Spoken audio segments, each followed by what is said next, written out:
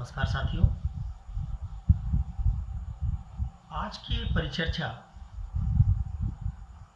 कल आए पीसीएस के रिजल्ट को लेकर है और इसमें दो बातों पर चर्चा करेंगे। एक, हिंदी मीडियम के स्टूडेंट्स इतनी बड़ी मात्रा में असफल क्यों हुए। मुख्य रूप से इलाहाबाद, लखनऊ जो पीसीएस का गढ़ रहा है, वहां का रिजल्ट इस बार खासा कम क्यों है। और दूसरा, आगे की पूरी रणनीति क्या हो जिससे इस रिजल्ट को सुधारा जा सके। आज मैंने इस बात पर एक फेसबुक लाइव किया था, लेकिन खराब कनेक्शन और नेटवर्क की वजह से वीडियो क्वालिटी और ऑडियो क्वालिटी खराब रही, जिसकी शिकायत कई लोगों ने की। उसी को ध्यान में रखकर ज़्यादा प्रिसाइज तरीके से मैं दोबारा ये वीडियो बना रहा हूं। पहला सवाल लेते हैं कि आखिर पीसीएस का जो ये 2700 के आसपास रिजल्ट आया, इसमें इलाहाबाद, लखनऊ जैसे परंपरागत पीसीएस के गढ़ समझे जाने वाले जगहों से रिजल्ट अचानक इतना कम कैसे और क्यों हो गया, उसके कारण क्या है। देखिए, मैं आपको 7-8 रीजन इसके लिए लिस्ट करूंगा, जो मुझे लगता है कि मेरी समझ में पीसीएस में हिंदी माध्यम के विद्यार्थियों के रिजल्ट कम होने के मूल कारक हैं। इन कारणों पर चर्चा करने के बाद फिर हम इस बात पर जाएंगे कि आगे की रणनीति क्या है, आगे की राह क्या हो। पहली बात से शुरू करते हैं। क्या हो गया जिसके कारण 2018 में हिंदी भाषी पट्टी से या हिंदी भाषी विद्यार्थियों का मुख्य परीक्षा में परफॉर्मेंस इतना खराब रहा। देखिए, इसका पहला कारण जो मैं समझता हूं वो ये है, जो आसान सा कारण है, कि जिन विद्यार्थियों का पहले पीसीएस में अच्छा परफॉर्मेंस होता रहा था, उनमें ज्यादातर की एज 32 साल से लेकर 42-44 साल के बीच में है। अगर एक उदाहरण के लिए हम ये माने कि 100 लोगों का पीसीएस में चयन होता रहा हो इलाहाबाद से मुख्य परीक्षा में, तो पिछले परिणामों पर अगर आप ध्यान दें तो आप पाएंगे कि उन 100 में से 70 से 75 विद्यार्थी वो होते थे जिनकी आयु 32-34 वर्ष से ज्यादा होती थी। इसका क्या मतलब है? इसका मतलब है कि इन 32 से लेकर 44 साल के लोगों ने जो पीसीएस का नया सिलेबस है, इस सिलेबस के अनुरूप कभी सिविल सेवा की संघ लोक सेवा आयोग की परीक्षा नहीं दी है। परिणाम स्वरूप इस सिलेबस का उनका एक्सपोजर कभी नहीं रहा था। इस सिलेबस से उनका सामना पहली बार हुआ। अच्छा, दूसरा, जो 32 से कम साल के लोग हैं, उनके संदर्भ में भी इलाहाबाद में धारणा रही है, पिछले 5-6 सालों में बलवती हुई, जब से आईएएस में हिंदी माध्यम का रिजल्ट घटा कि आईएएस बनना मुश्किल है, तो हिंदी पट्टी में यह धारणा बलवती हुई कि पहले पीसीएस बन लो, पीसीएस के लिए प्रयास करो, फिर आईएएस के लिए सोचेंगे। तो 21-22 वर्ष से लेकर 27-28 वर्ष के विद्यार्थियों में भी आईएएस की परीक्षा देने की प्रवृत्ति घटी थी। वो भी केवल पीसीएस की तैयारी कर रहे थे। कई बार उनमें रोजगार पाने की चाहत के कारण वो PCS, lower, TET, super TET, दरोगा, जितनी ऐसी परीक्षाएं हो सकती हैं उन सब परीक्षाओं में शामिल होने की प्रवृत्ति बढ़ी थी, क्योंकि चाहते थे कोई एक आदत रोजगार आ जाए हाथ में, फिर सिविल सेवा की तैयारी करें। इस कारण इस 22 वर्ष से 32 वर्ष के आयु वाले बैंड में भी बहुत कम विद्यार्थी ऐसे थे जिनका सिविल सेवा का मुख्य परीक्षा लिखने का अनुभव रहा। परिणाम क्या हुआ? 100 विद्यार्थी अगर इलाहाबाद या लखनऊ से सिविल सेवा की तैयारी करने वाले एक वर्ग को मान लें, अगर हम एक उदाहरण के तौर पर मान लें कि 100 लोग होंगे, तो इसमें 94-95 विद्यार्थी ऐसे हैं जो इस मॉडल वाली, इस प्रारूप वाली सिविल सेवा में कभी मुख्य परीक्षा में शामिल नहीं हुए, उनकी तैयारी नहीं थी। इस कारण से या तो उनकी आयु इतनी ज्यादा है कि सिविल सेवा का जो 32 साल की आयु है वो आयु पार कर गए हैं, इस कारण सिविल सेवा कभी नहीं दी नए मॉडल वाली, या इस कारण क्योंकि उनके मन में धारणा है कि पहले कोई छोटी नौकरी ले लें फिर सिविल सेवा की तैयारी करेंगे, इस कारण उनका इस सिलेबस से कोई परिचय नहीं रहा।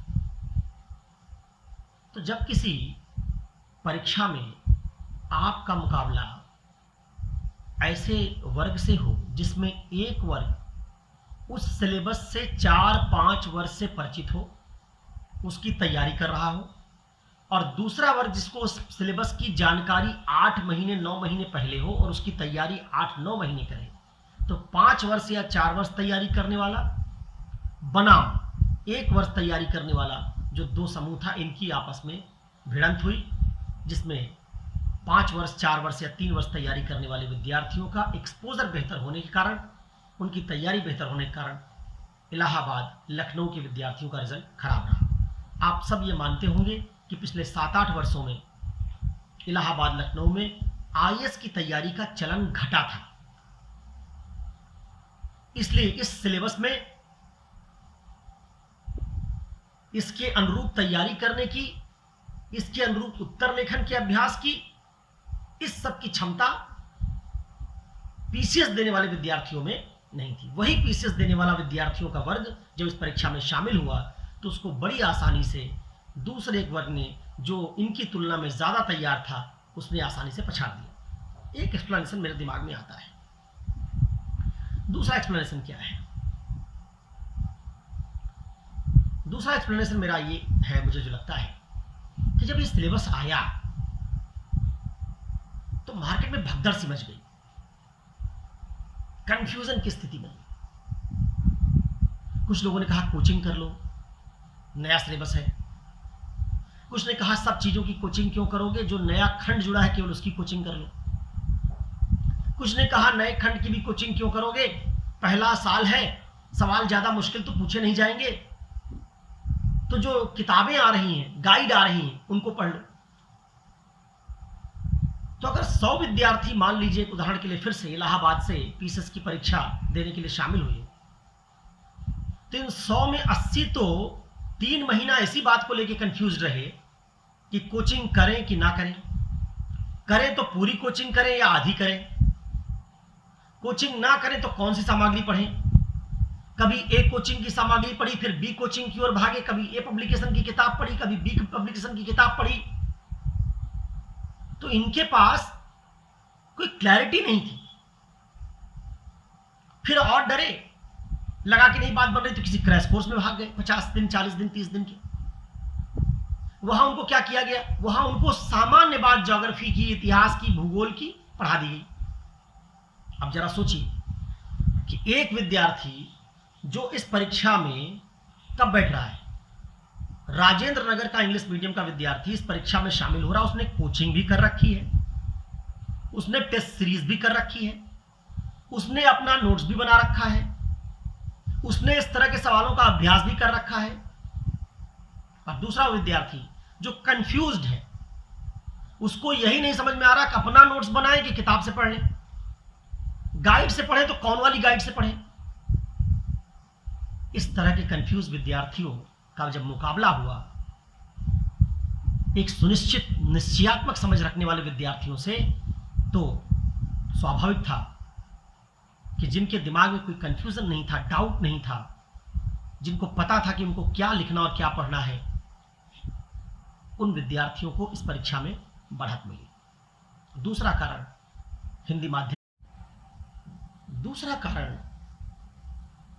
हिंदी माध्यम के विद्यार्थियों की असफलता का मेरे समझ में ये है कि देखिए, इंग्लिश मीडियम में भी सब सफल नहीं हुए हैं। इंग्लिश मीडियम में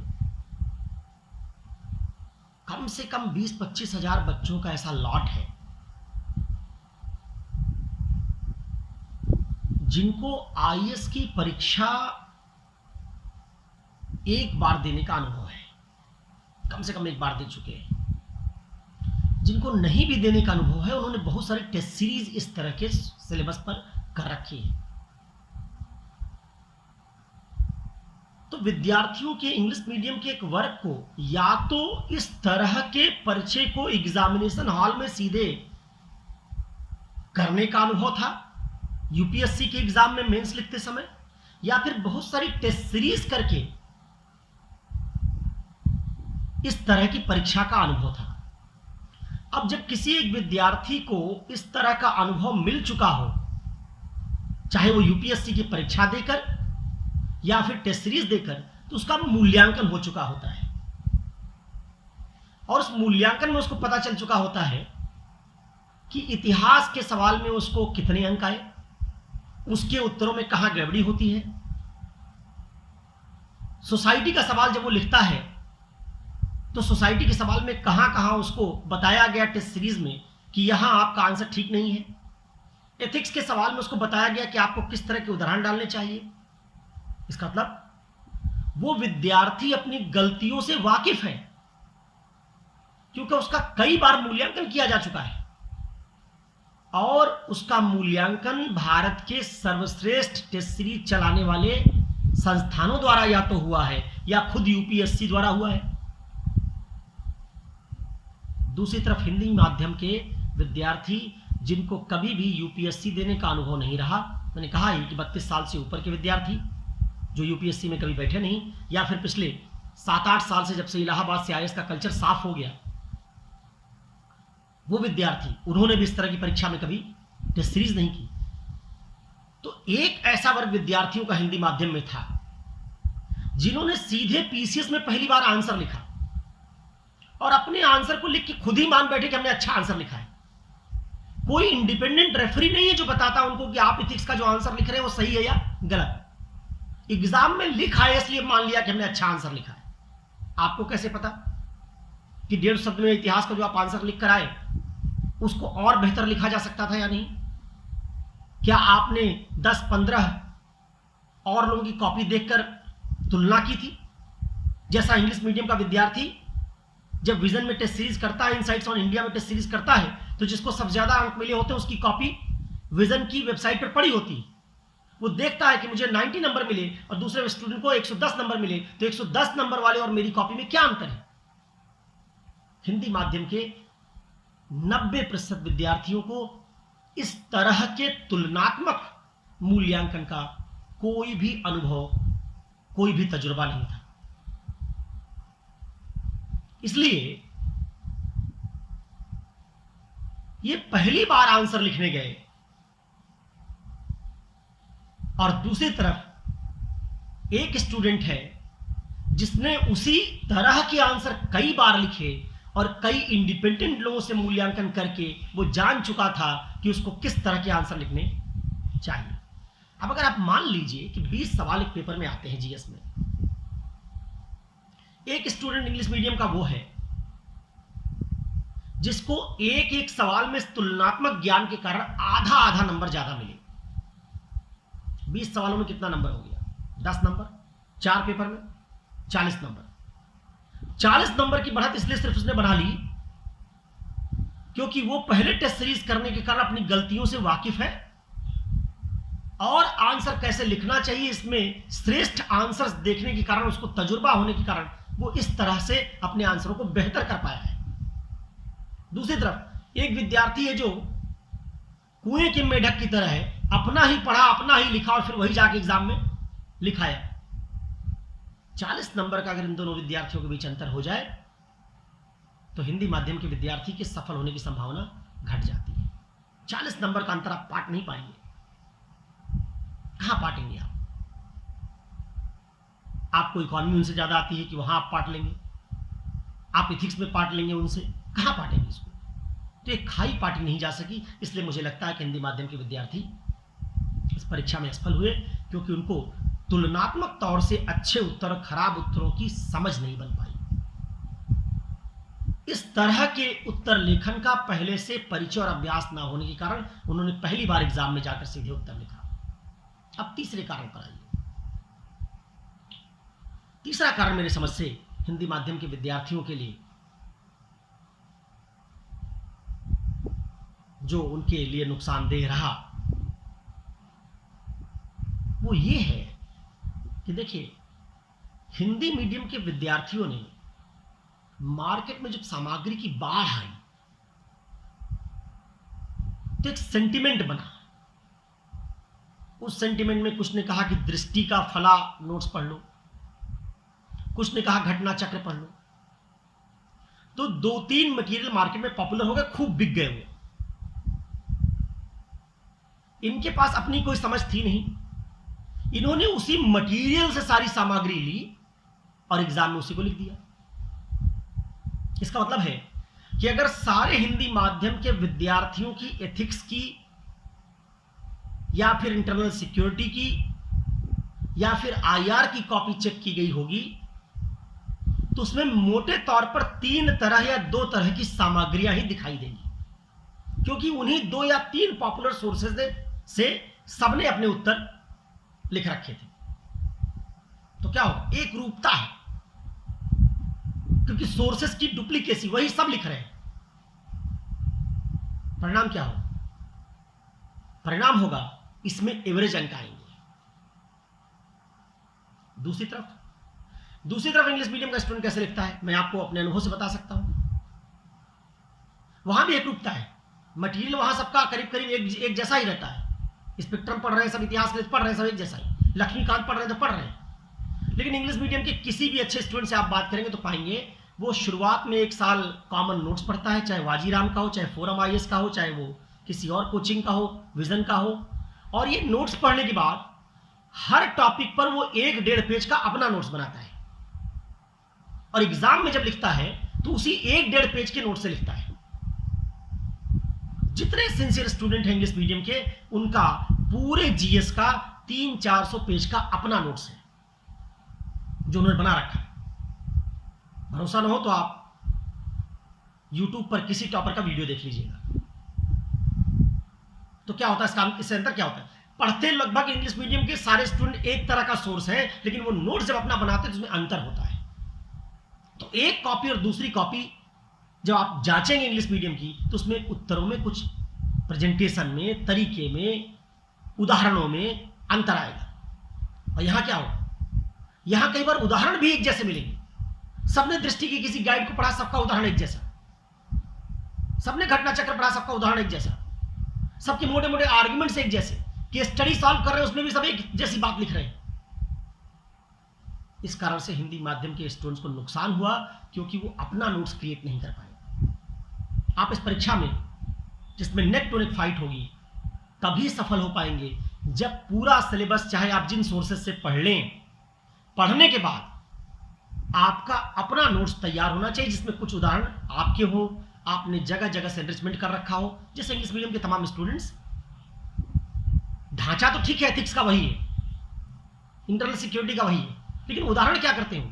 कभी इंडियन एक्सप्रेस पढ़ते के उदाहरण ले लिया, कभी हिंदू पढ़ के उदाहरण ले लिया। तो उदाहरण सबके क्या होते हैं? अपने अलग अलग होते हैं। इस तीसरी बात से भी हिंदी माध्यम के स्टूडेंट्स को नुकसान हुआ, क्योंकि आपके मटेरियल जो आपने लिखा उसमें काफी हद तक एक रूपता रही, क्योंकि आपने मार्केट के अंदर मौजूद सामग्री जो ज्यादा पॉपुलर हुई उसी को एक स्रोत मानकर उसी में कही गई बातों को आपने एग्जाम में लिख दिया।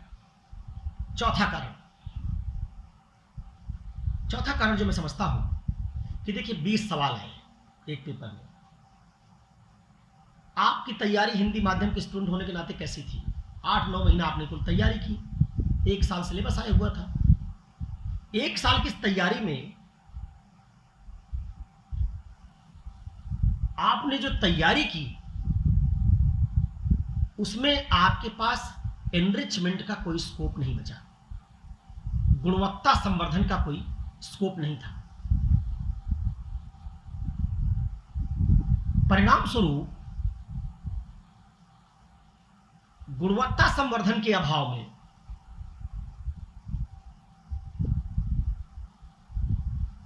आपने जो आंसर लिखे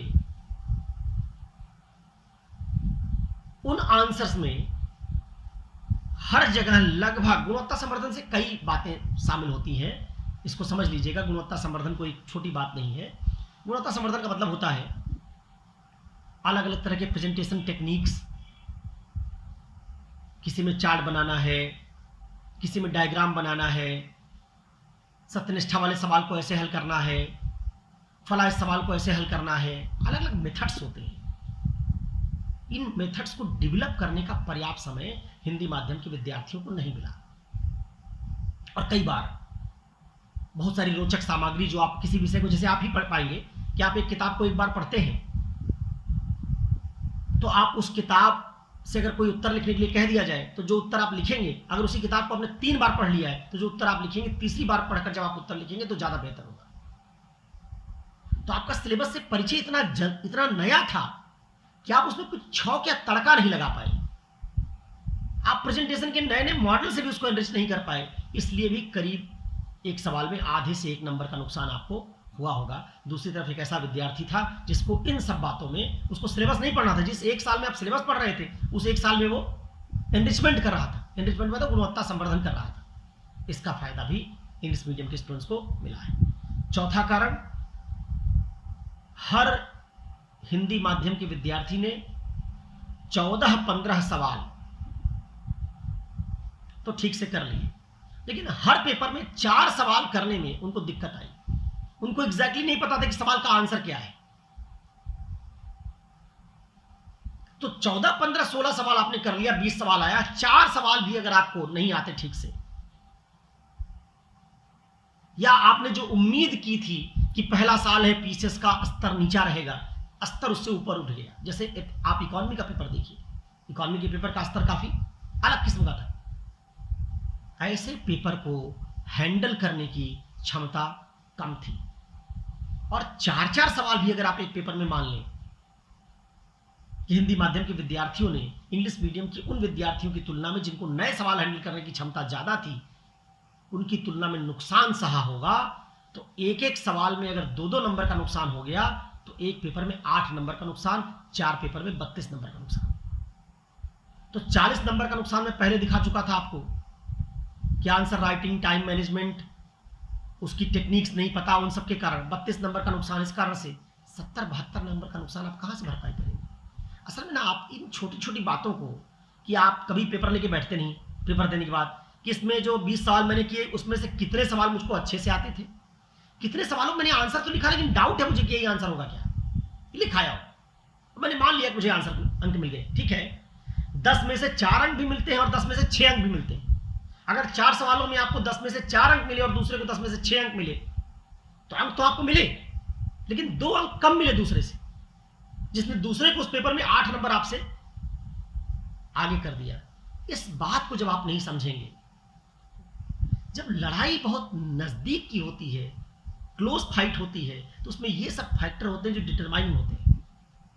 भारत नेपाल का क्रिकेट मैच हो जाए, भारत नेपाल को बड़ी आसानी से हरा देगा, लेकिन भारत ऑस्ट्रेलिया का मैच अगर होगा तो एक एक रन जहां आपने बचाया, एक एक रन जो आपने कन्वर्ट किया, उन सबका महत्व बढ़ता चला जाता है। क्योंकि कई बार मैच 2, 4, 5 रन से एक टीम हारती या जीतती है। वही बात यहां पर है, ठीक है।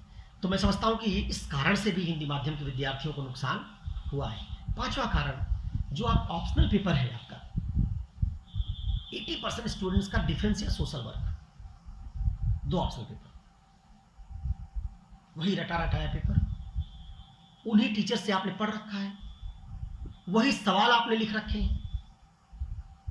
अच्छा, जब सबका यही पेपर होता था, क्योंकि मैकेनिकल इंजीनियरिंग वाले, इलेक्ट्रिकल इंजीनियरिंग वाले, मैथ्स वाले, फिजिक्स वाले, फिलॉसफी वाले, हिस्ट्री वाले, भूगोल वाले स्टूडेंट कम आते थे, क्योंकि इंग्लिश मीडियम के स्टूडेंट्स का यही सब ऑप्शनल पेपर होता है, वो थे ही नहीं।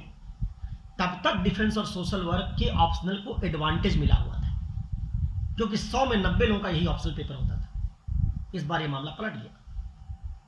इस बार प्रीलिम्स से ही वो लोग घुस आए जिनमें से बहुतों का ऑप्शनल पेपर ज्योग्राफी, जिनमें से बहुतों का ऑप्शनल पेपर पब्लिक एडमिनिस्ट्रेशन है, जिनमें से बहुतों का ऑप्शनल पेपर फिलॉसफी है, हिस्ट्री है, मैकेनिकल इंजीनियरिंग है। अब ऐसे विद्यार्थी जब ऑप्शनल पेपर में आपका मुकाबला करेंगे तो आप डिफेंस सोशल वर्क में इलाहाबाद के उन्हें 3 टीचर्स का नोट्स पिछले 6 साल से छाप रहे हैं और 90 लोग वही छाप रहे हैं, और जो नए विद्यार्थी आए वो अलग अलग ऑप्शनल पेपर लेकर आए हैं। उनमें भी मुझे उम्मीद है कि 10 से 15 नंबर का एवरेज मार्क्स में उनको फायदा मिला होगा। इधर एवरेज मार्क्स मिले होंगे सोशल वर्क और डिफेंस में, उधर ज्योग्राफी में जिसको आईएएस लिखने का अनुभव है, आईएएस के लेवल की तैयारी उसने ज्योग्राफी में कर रखी है, वो पीसीएस में ज्योग्राफी बहुत अच्छा करेगा। जिसने फिलॉसफी की आईएएस लेवल की तैयारी कर रखी है वो फिलॉसफी में पीसीएस में अच्छा करेगा। तो ऑप्शनल पेपर में इस बार एकाधिकार टूटा होगा डिफेंस और सोशल वर्क का, जिस कारण मुझे लगता है कि ऑप्शनल पेपर ने भी हिंदी माध्यम के विद्यार्थियों को नुकसान पहुंचाया होगा। इन कारणों को आप सबको जोड़ लीजिए, इनका समग्र प्रभाव जो पैदा होगा वही निर्णायक कारण है जिससे हिंदी माध्यम के विद्यार्थी इस बार इंग्लिश मीडियम के विद्यार्थियों की तुलना में कमजोर पड़े। अच्छा, एक बात तो कहने की जरूरत ही नहीं है कि हिंदी माध्यम के विद्यार्थी जो है वो बीए करने वाले लोग हैं। इंग्लिश मीडियम के विद्यार्थी वो विद्यार्थी हैं जो भारत के बहुत सारे प्रतिष्ठित कॉलेजेस से, आईआईटी से, आईआईएम से, एम्स से, तमाम जगहों से आते हैं। इनका आईक्यू तो बेहतर आप मानेंगे कि होता है हमसे आपसे। मैं बीए कर रहा हूं, मैंने इंजीनियरिंग जरूर दी होगी कभी न कभी, मेरा हुआ नहीं होगा, डॉक्टर में बन नहीं पाया हूं, इस वक्त मेरा आईक्यू कम था। जो डॉक्टरी पढ़ने के लिए गया होगा, आईआईटी गया होगा, आईएम गया होगा, उसका आईक्यू ज्यादा होगा। तो ज्यादा आईक्यू वाले विद्यार्थी और थोड़ा उसकी तुलना में कम आईक्यू वाले विद्यार्थियों का भी ये मुकाबला है। तो बाकी फैक्टर्स अगर आप बराबर कर लेते, आपका अभ्यास उनसे ज्यादा रहा होता, आपके मन में डर ना रहा होता, आपके भी अपने नोट्स बन चुके होते, आप भी सिलेबस से 5 साल पहले से परिचित होते, तो चलिए आईक्यू वाला अंतर आप पाट देते। ये सब अंतर भी उनके पक्ष में, आईक्यू भी उन्हीं के पक्ष में, तो इसने भी थोड़ा तो फर्क डाला ही होगा, जिससे आपको नुकसान हुआ होगा। तो आपको अपनी असफलता को वस्तुनिष्ठ तरीके से देखना होगा। भावनात्मक मत बनिए, भावुक मत बनिए कि हिंदी माध्यम का रिजल्ट खराब हो गया। समझिए, हिंदी माध्यम का रिजल्ट तो आईएएस में भी खराब हो गया, और इसलिए खराब नहीं हो रहा कि आपको यही लगता है कि सब जगह पक्षपात ही हो रहा है। हाँ, पक्षपात है, लेकिन केवल यही नहीं, 2 तरीके हैं आपके पास। या तो आप सड़क पर लड़िए, पहले चेंज करवाइए सब कुछ, पक्षपात जहां जहां हो रहा है, और या सिस्टम के भीतर अपने सेलेक्ट होने का नया तरीका ढूंढिए। अगर आप पहले वाले मेथड में जाना चाहते हैं, पूरा सिस्टम बदलना चाहते हैं, तो मेरी शुभकामनाएं आपके साथ हैं। सिस्टम बदलना बहुत जरूरी है। लेकिन अगर आप सिस्टम नहीं बदलना चाहते हैं, तब मैं ये कहूंगा कि अपनी एनर्जी इस तरह की बातों पर जाया मत कीजिए कि हिंदी और अंग्रेजी माध्यम के बीच पक्षपात है। ऐसी बात सोच लेने से आपको फायदा क्या मिलेगा? सहानुभूतिपूर्वक यूपीएससी या यूपीपीसी से आपको सिलेक्ट करने तो जा नहीं रहा, तो आपको सिस्टम के भीतर से ऐसे विद्यार्थियों से लड़ने का तरीका ढूंढना पड़ेगा जो अंग्रेजी माध्यम में होने के कारण एडवांटेज उठा रहे हैं। शिकायत करने से, कंप्लेन पालने से, ग्रीवांस रखने से, ठीक है, ये सब कारक ठीक है, पक्षपात हो रहा है, लेकिन क्या करेंगे आप बताइए? तो मैंने जो वस्तुनिष्ठ कारक आपको बताया, इन पर विचार कीजिए। मुझे लगता है कि कारक सामान्य नहीं है, इसलिए इन कारकों को अगर आप ठीक से समझते हैं तो आप ज्यादा बेहतर तरीके से इस परीक्षा की तैयारी कर सकेंगे। अब आइए बात करते हैं कि तब आगे की राह क्या है। 4-5 बातें मैं कहूंगा। अगर आपको पीसेस में आगे सफल होना है। और अगर आप चाहते हैं कि इन विद्यार्थियों से जिनका मैंने अभी जिक्र किया उनको कौन कौन से एडवांटेजेस मिले हुए हैं, उनसे मुकाबला करना चाहते हैं, क्या क्या रणनीतियों में आपके अनिवार्य तत्व शामिल होने चाहिए। पहला तत्व, भावुकता आपको छोड़ देनी चाहिए, यथार्थवादी बनिए। ये चौराहे चौराहे पर चाय पीते हुए इसकी चर्चा करने से कि हिंदी माध्यम के साथ पक्षपात हो रहा है, कुछ छल होने वाला नहीं। यथार्थवाद पर लौटिए। मैंने देखा कि मेरे बहुत प्रिय विद्यार्थी ने फेसबुक पर लिखा है कि एक दिन में 60 से 80 कॉपियां चेक हो रही हैं। इस कारण चेकिंग जो हुई वो उसका स्टैंडर्ड नहीं। तो बात ये जरा सोचिए कि जब ऐसी कॉपियां चेक हो रही थी तो उसमें इंग्लिश मीडियम को ही फायदा क्यों मिल गया? इसका मतलब उनकी कॉपी पहली नजर में भी ज्यादा आकर्षक दिखती है। तभी तो 90 कॉपियां अगर चेक हो रही हो और उन 90 कॉपियों में आपको अंक ना मिल रहा है, उनको मिल जा रहे हो, जिसका तो कुछ खास बात तो होगी जिस कारण उनको अंक मिल रहे होंगे। उसको तलाशी। देखिए, दो तरीके से आपको काम करना है। एक, बहुत गुणवत्तापरक तरीके से आपकी परख हो किसी साल, तो आपकी कॉपी में इतनी गुणवत्ता हो कि उसके आधार पर भी आप फेल ना हो। और अगर आकर्षक होने के आधार पर कॉपी की परख हो कि किसकी कॉपी ज्यादा आकर्षक है, तब भी आप दूसरे के मुकाबले 20 ठहरे 19 न ठहरे। इन दोनों पहलुओं पर ध्यान देना होगा। ऐसे आदमी अगर कॉपी चेक करें जो कॉपी में प्रेजेंटेशन पर नंबर दे तो उसमें भी आपको 19 नहीं पढ़ना है, और गुणवत्ता पर नंबर दे तो उसमें भी 19 नहीं पढ़ना है। इन दो बातों को जब तक आप नहीं समझेंगे तब तक इस परीक्षा में सफल होना मुश्किल होगा। इससे आपको राह भी समझ में आई होगी। पहली राह है कि अब वो टिक मार का सवाल करने वाला, गोला भरने वाला, आपस में सेटिंग करके 10 सवाल एग्जाम के बीच में टॉयलेट जाके पुर्जी लेके हल करने वाला, उससे जो पीसेस बनने वाला दौर था वो गया। उसमें ऐसे ऐसे लोग पीसेस बन गए जो शायद क्लर्क ना बन पाते। ऐसे लोग बुरा मान सकते हैं, लेकिन मैं ये बात बिल्कुल साफगोई के साथ आपको बता दूं कि अगर डिफेंस और सोशल वर्क जैसे पेपर ना रहे होते,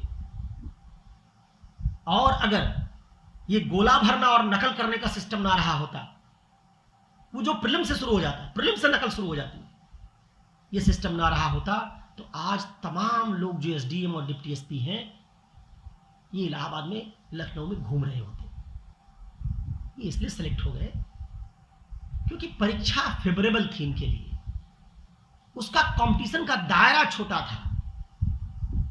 अच्छे सोशल ग्रुप के कारण, सीनियर होने के कारण किसी जूनियर ने इनको 4 सवाल में मदद कर दी। अच्छे नोट्स बना लिए, वही सवाल पूछे जा रहे हैं, वही सवाल रटा और वहां जाके लिखाए।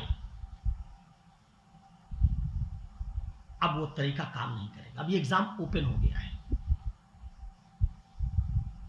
जब कोई एग्जाम ओपन होता है, उसमें कंपटीशन का स्तर बढ़ता है, तो वही लोग सफल हो पाएंगे जो अनुकूलन कर सके। इस पृथ्वी से डायनासोर लुप्त हो गए तो हमारी आपकी क्या बिसात है? चीजें जब बदलती हैं और आप उसके अनुरूप अनुकूलन नहीं कर सकेंगे तो आप विलुप्त हो जाएंगे। तो ये कहने से कुछ बात नहीं बनेगी कि फला हम तीरंदाज थे। आपका पास्ट मत देखिए। ये बात इलाहाबाद में बहुत ज्यादा है, हिंदी हार्टलैंड के विद्यार्थियों में बहुत ज्यादा है। किसी हॉस्टल में भी जाता हूं जब मैं, तो वहां एक बोर्ड लगा होता है, उस पर 10-20 आईएएस के नाम लिखे होते हैं। कब तक खत्म हो जाते हो? 75, 78, 80 तक खत्म हो जाते हो। कहते हमारे हॉस्टल से इतना आईएएस बनता था। अक्सर मैं कहता हूं कि तुमको ये बताने की जरूरत क्यों पड़ती है कि तुम्हारे हॉस्टल से इतने आईएएस बनते थे? इसका मतलब तुम्हारा वर्तमान खराब है, इसलिए तुमको भूत में देखने की जरूरत पड़ती है। जो भूत जीवी हो, अतीत जीवी हो, इसका मतलब वो डिनायल मोड में है, हकीकत को एक्सेप्ट नहीं करना चाहता है, उससे बचना चाहता है, उससे भागना चाहता है। तब वो बहाने, सहानुभूति, ये सब गढ़ना शुरू करता है। यथार्थ यही है कि इस एग्जाम में अब ज्यादा काबिल लोग आ रहे हैं, जिनका आईक्यू ज्यादा है। मैंने पहले भी आपको बताया है कि हर आईआईटी में, आपको पता ना हो तो, मैकेनिकल, इलेक्ट्रिकल इंजीनियरिंग के साथ विद्यार्थी फर्स्ट ईयर में फिलॉसफी पढ़ रहा है, सेकेंड ईयर में इकोनॉमी पढ़ रहा है, इकोनॉमिक्स पढ़ रहा है, थर्ड ईयर में सोशियोलॉजी पढ़ रहा है। हर आईआईटी में सोशियोलॉजी, फिलॉसफी, इकोनॉमिक्स भी इंजीनियरिंग के साथ पढ़ाई जाती है। और जिन किताबों से ये फिलॉसफी और इकोनॉमिक्स और सोशियोलॉजी पढ़ते हैं वो गाइड नहीं है। तो ये मत सोचिएगा कि इंजीनियर्स को सोशियोलॉजी आपसे कम आती है, उनको सोसाइटी की समझ आपसे ज़्यादा है। टेक सेवी होने के कारण अंग्रेजी में ज़्यादातर लोग पढ़ने लिखने वाले होते हैं, इसलिए वो दुनिया भर के साहित्य से परिचित होते हैं। खूब यूट्यूब पर उन्होंने देख रखा होता है। कभी किसी आईआईटी से अच्छे स्टूडेंट से बात कीजिए, उसका हिस्ट्री का नॉलेज कम नहीं होता, सोशियोलॉजी की समझ उसकी गहरी होती है। तो एक समय था ना जब हम लोग सोचते थे ना इंजीनियर्स हैं, इनको इंजीनियरिंग आती होगी, क्या आता होगा। ये बात गलत फहमी, इसको निकाल दीजिए दिमाग से। इंजीनियर्स को सोशियोलॉजी और फिलॉसफी भी आती है। एक उदाहरण मैं दे रहा हूं, यूपी काडर के आए से अनुभव। इनका ऑप्शनल मैथ्स था, लेकिन इन्होंने फिलॉसफी ऑप्शनल ना होने के बावजूद फिलॉसफी में विल दूरा पढ़ा था। ये वो किताब है जिसको फिलॉसफी पढ़ाने वाले टीचर नहीं पढ़ते, और एक ऐसे स्टूडेंट ने इस किताब को पढ़ा था जिसका उस सब्जेक्ट से कोई लेना देना नहीं था। तो गलतफहमी निकालिए, धरातल पर आइए। ज्यादा कठोर मुकाबला है, ज्यादा बेहतरीन लोगों के साथ मुकाबला है, इसलिए हमको अपना स्तर बढ़ाना पड़ेगा। फेसबुक लाइव जो आज खराब हुआ उसमें मैंने ये उदाहरण दिया था कि एक समय भारत जब तक घास के मैदान पे हॉकी खेली जाती थी 8 गोल्ड मेडल ओलंपिक में जीत लिए। एस्ट्रो टर्फ आया तो कोरिया से भी हारने लगे, हम अनुकूलन नहीं कर पाए। हॉकी के चैंपियन कंट्री थे और बाद में 1 गोल्ड मेडल के लिए तरस गए। तो पास्ट आपका कितना बढ़िया था, इससे कुछ होने वाला नहीं। तब आप पूछेंगे आगे की राह क्या है। आगे की राह दो ही है, एक कौशल और स्किल, और दूसरा ज्ञान और गुणवत्ता। पहला, गुणवत्ता परक चीज पढ़िए, गाइड कम से कम पढ़िए। क्यों गाइड कम से कम पढ़िए? क्या अंग्रेजी मीडियम वाले सब किताब पढ़ते हैं? नहीं, किताब नहीं पढ़ते, गाइड से पढ़ते हैं। लेकिन अंग्रेजी मीडियम की गाइड और हिंदी मीडियम की गाइड में हमेशा इंग्लिश मीडियम की गाइड सुपीरियर होगी। तो अगर आप गाइड पढ़ के मुकाबला करेंगे तो एक इंग्लिश मीडियम की गाइड पढ़ने वाला हमेशा आपको पीट देगा। आप पूछेंगे इसका कोई तर्क दीजिए। आप हिंदी में दैनिक जागरण पढ़ते हैं, दैनिक भास्कर पढ़ते हैं, अंग्रेजी में एक विद्यार्थी इंडियन एक्सप्रेस और इकोनॉमिक टाइम्स बिजनेस स्टैंडर्ड या फिर हिंदू पढ़ता हो, बताइए किस अखबार की गुणवत्ता ज्यादा होगी?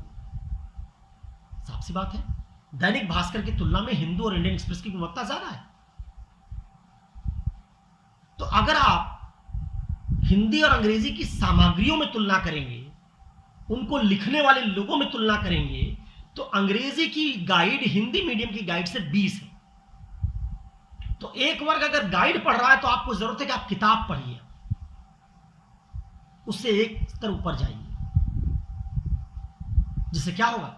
जिससे आपके आर्गुमेंट की धार थोड़ी पैनी होगी, आपकी समझ बेहतर होगी।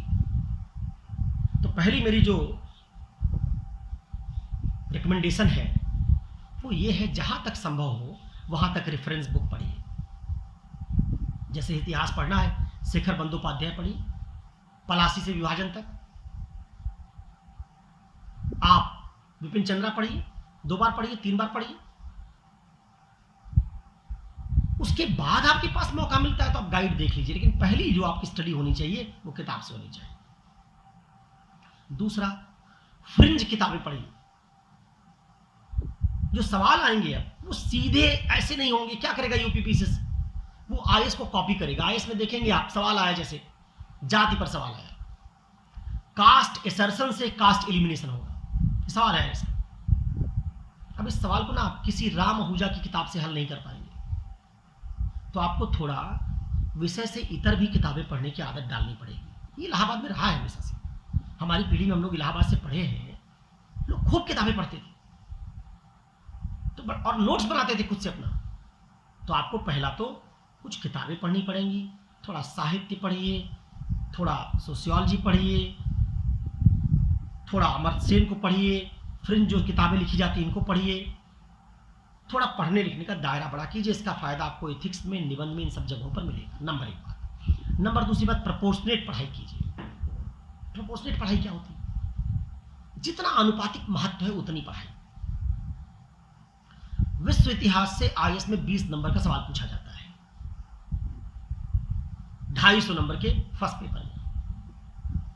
अब मान लीजिए आप विश्व इतिहास 1 महीना पढ़ दीजिए और 1.5 महीना आप एथिक्स पढ़िए जो 250 नंबर का पेपर है, तो आप प्रोपोर्शनेट नहीं पढ़ रहे हैं। 250 नंबर के पेपर को 1.5 महीना, अब 20 नंबर के पेपर को, 20 नंबर के सवाल को भी 1 महीना।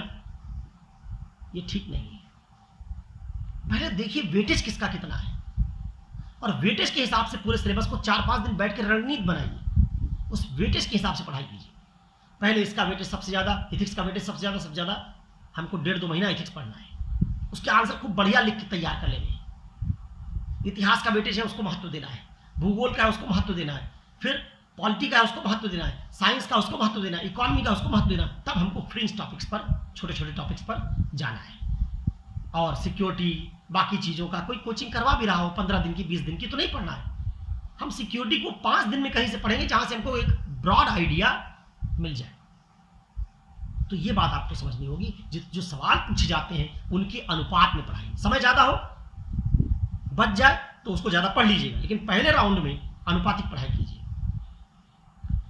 अगला जो मेरा सुझाव है वो ये है कि इंग्लिश मीडियम के तमाम स्टूडेंट्स की विजन पर, इनसाइट्स ऑन इंडिया पर पढ़ी आंसर स्क्रिप्ट देखिए कि वो लिखते कैसे हैं। जो लोग सिलेक्ट हो गए आईएएस में, उनकी आंसर स्क्रिप्ट देखिए, आंसर के प्रेजेंटेशन के अलग अलग मॉडल्स देखिए। अपने आप में कैद मत हो जाइए कि हमने लिख दिया बस हो गया। देखिए कि लोग लिखते कैसे हैं और अलग अलग शब्द सीमा वाले सवालों को कैसे लिखते हैं। इस पर अपना ज्ञान बढ़ाइए।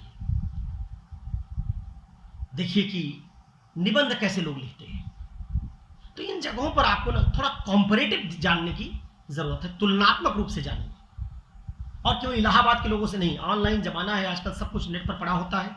केवल इलाहाबाद के विद्यार्थियों को मत समझिए, ये एग्जाम ऑल इंडिया कंपटीशन बन चुका है पीछे साहब का। तो जो विद्यार्थी कहीं से भी तैयारी कर रहे हैं, उनकी कॉपी में अगर उनको टेस्ट सीरीज में ज्यादा नंबर मिलते हैं और उनकी कॉपी ऑनलाइन पड़ी हुई, तो उसको देखिए कि इनको क्यों ज्यादा नंबर मिला। 120 नंबर इनको फर्स्ट पेपर में कैसे मिल गया इस विजन की टेस्ट सीरीज में, जहां कि बाकी लोगों को केवल 110, 105 या 100 नंबर मिले। ये 10 नंबर इन्होंने बढ़ाए कैसे, इस पर जोर दीजिए। जब आप पढ़ लें, एक बार तैयारी कर लें, तो नोट्स अपना बनाइए। हर चीज का 1 पेज का नोट्स आपका 1.5 पेज का होना चाहिए। 300, 350, 400 टॉपिक अगर है पूरे जीएस में, तो हर टॉपिक का कम से कम 1 पेज का आपका नोट्स होना चाहिए, जिसको एग्जाम के समय आप रिवाइज कर सकेंगे जल्दी। वो नोट्स आपने किसी गाइड से सीधे उतारा नहीं है, उसमें मोटी बात आपने पहले बना ली, फिर आपने तय कर लिया कि उदाहरण मैं ये वाला दूंगा। अब वो उदाहरण कैसे होगा, जब आप अखबार पढ़ेंगे, सत्यनिष्ठा का कोई मामला है, मान लीजिए आपने अखबार पढ़ा और आपको लगा कि सत्यनिष्ठा के संदर्भ में इस जज वाला उदाहरण मैं दूंगा, जस्टिस लोया वाले फलाना मामले को कोट करूंगा, फलाना इसको कोट करूंगा। उदाहरण आपके होने चाहिए, उसको आपका नोट्स अपना बनना चाहिए। हर टॉपिक का 1.5 पेज का, सिक्योरिटी पर, सोशल जस्टिस पर, उसके तमाम जो अलग अलग आयाम है सब पर 1.5, 2, 3, 4, 5 जो उसका महत्व है उसके हिसाब से आपके पास अपने नोट्स होने चाहिए। अगली बात, आंसर राइटिंग की प्रैक्टिस रोज करनी है। मैं अक्सर कहता हूं,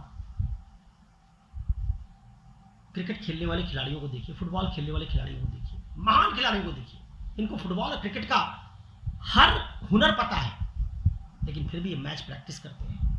कभी कभी नहीं, हमेशा अपने आप को फिट करने के लिए रोज जिम जाते हैं, रोज एक्सरसाइज करते हैं। एक्टर एक्ट्रेस को देखिए क्या करते हैं, इनका प्रोफेशन है कि इनकी बॉडी अच्छी दिखे, तो हर एक्ट्रेस और हर एक्टर क्या करता है, अपना 3 घंटा जिम में देता है। जिस काम में इनको महारत हासिल करनी, इनके शरीर की सुंदरता इनका एक एसेट है, उसको बरकरार रखते हैं, रोज उसके लिए मेहनत करते हैं। वैसे ही आप सफल होंगे तो मुख्य परीक्षा से सफल होंगे, प्रीलिम से नहीं। इंटरव्यू का वेटेज भी कम है, मुख्य परीक्षा से सफल होंगे। और मुख्य परीक्षा किसकी है, लिखने की। लिखना किस बात पर डिपेंडेंट है, कौशल पर। कौशल कैसे आता है, प्रैक्टिस से। Practice makes perfect, practice makes one perfect. तो एक आदमी को अगर किसी चीज में हुनर अर्जित करना है, स्किल अर्जित करनी, तो उसकी ज्यादा प्रैक्टिस चाहिए।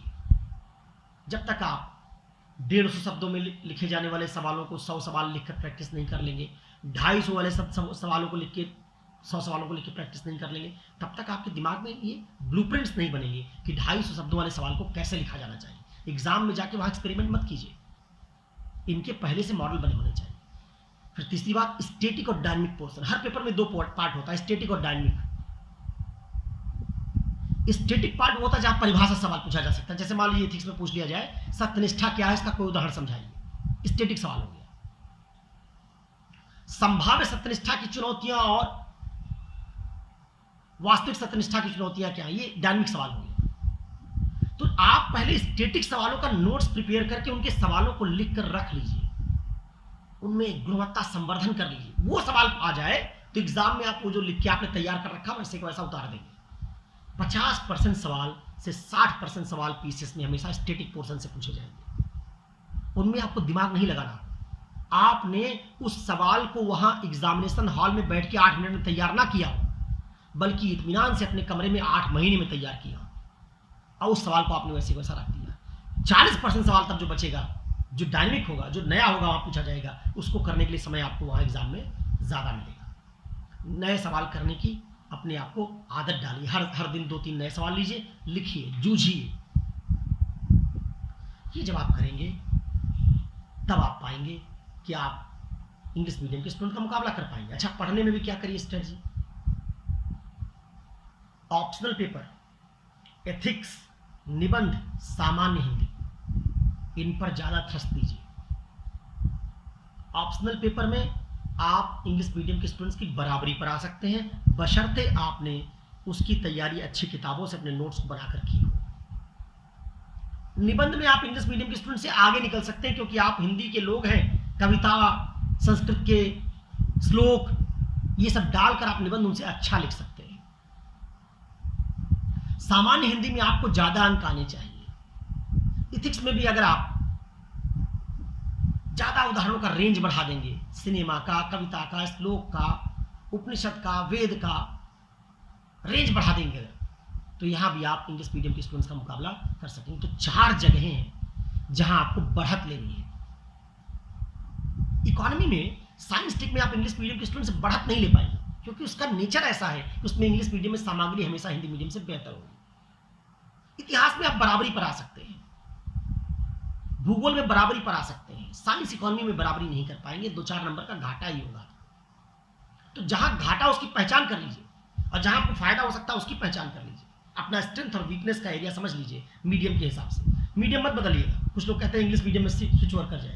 इंग्लिश मीडियम में स्विच ओवर कर जाओगे और अंग्रेजी भाषा तुमको उस अंग्रेजी मीडियम के स्टूडेंट की तुलना में कम आती है, तो तुम जब निबंध लिखोगे तो जो तुम्हारा स्ट्रांग एरिया था निबंध में 10 नंबर बढ़ाने वाला, वहां उसकी तुलना में 10 नंबर कम कर लोगे। तो कहां तुमको मिलना चाहिए था, मान लो 100 नंबर, अब मिला तुमको इंग्लिश में लिखने का 80 नंबर, और दूसरे वाले विद्यार्थी को 90 नंबर मिल रहा है इंग्लिश मीडियम वाले को, तो तुमको 100 मिला होता, तुमसे 10 नंबर ज्यादा रहते। कहां तुम 80 पाके उससे 10 नंबर कम हो गए, तुमने 20 नंबर का नुकसान कर लिया।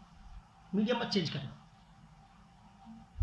पूरा ऑप्शनल पेपर, पूरा निबंध, पूरा एथिक्स आप उतनी बढ़िया भाषा में कभी नहीं लिख पाएंगे इंग्लिश लेकर, मीडियम इंग्लिश बनाकर, जितना अच्छा इंग्लिश मीडियम का स्टूडेंट लिख सकेगा। इसलिए मीडियम चेंज करने की बजाय वो ऊर्जा इथिक्स, निबंध, ऑप्शनल पेपर को बेहतर करने में लगाइए। हो सके तो ऑप्शनल पेपर छोटा रखिए। अभी भी अगर एक ऑप्शनल पेपर ऐसा हो जो 3-3.5 महीने में तैयार हो जाए, पब्लिक एडमिनिस्ट्रेशन है, फिलॉसफी है, ठीक है, कोई ऐसा सोशियोलॉजी भी हो सकता है, जिसको एक बार पढ़ लेने पर और 3-4 महीने में रिवीजन भी हो जाता हो, सॉरी 10-15 दिन में रिवीजन हो जाता हो, वो क्या करेगा, वो जीएस पढ़ने के लिए आपको ज्यादा समय देगा, आंसर राइटिंग की प्रैक्टिस करने के लिए ज्यादा समय देगा। अगर आपका ज्योग्राफी पहले से है, इतिहास पहले से है, तो उसको मत बदलिएगा।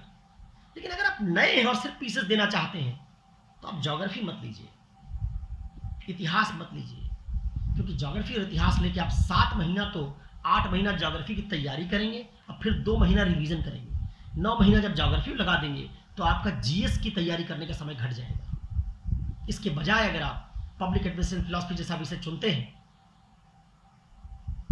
तो 3-3.5 महीने में विषय पूरा हो जाता है, 1 महीने में या 15 दिन में रिवीजन हो जाता है, तो आपका 4-5 महीना जीएस की तैयारी के अतिरिक्त बच गया।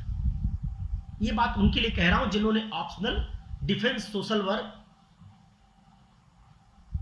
छोड़कर अब नया ऑप्शन लेने की सोच रहे हैं, उनके लिए कह रहा हूं।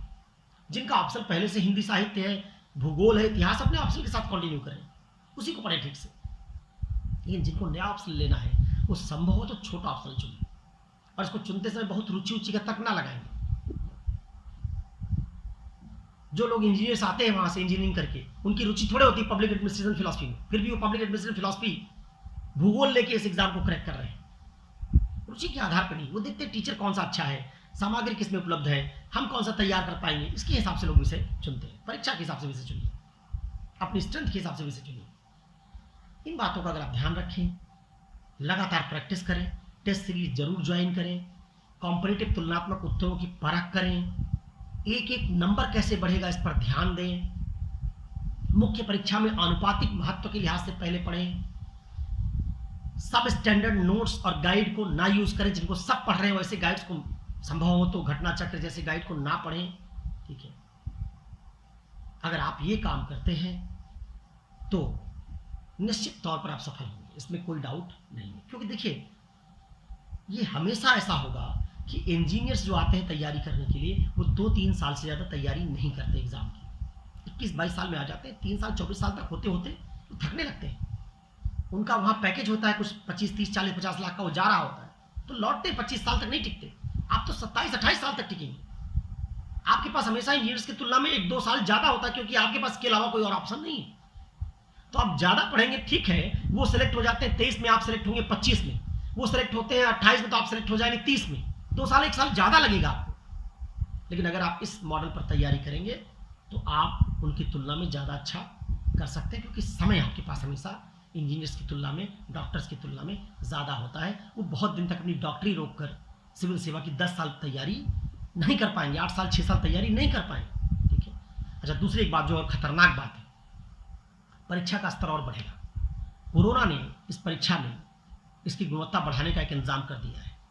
आपने सुना होगा, कोरोना के बाद रिसेशन आएगा, इकॉनमी में स्लो डाउन आएगा, रिसेशन कह लें, स्लो डाउन कह लें, नौकरियां जाएंगी, इंजीनियर्स को नौकरी नहीं मिलेगी, अमेरिका कह देगा H1B वीज़ा हम सबको नहीं देंगे, घटा देंगे, यूरोपीय देशों में नौकरियां कम हो जाएंगी, तो बाकी इंजीनियर जो वहाँ चले जाते थे, ये सब भी सरकारी नौकरी की तरफ आएंगे। जब ये सब सरकारी नौकरी की तरफ आएंगे तो ये फिर से एग्ज़ाम के कंपटीशन का लेवल बढ़ा देंगे। इसलिए आपको ये हमेशा मान कर रहना है कि बिना अपनी गुणवत्ता और बिना अपनी पूरी तैयारी के जोर लगाए अब केवल इस परीक्षा को पुराने मॉडल से क्रैक करना संभव नहीं होगा। ये बात जो मैंने बताई, इसके अलावा मैं एक वीडियो और डालूंगा जिसमें मुख्य परीक्षा की तैयारी कैसे करें।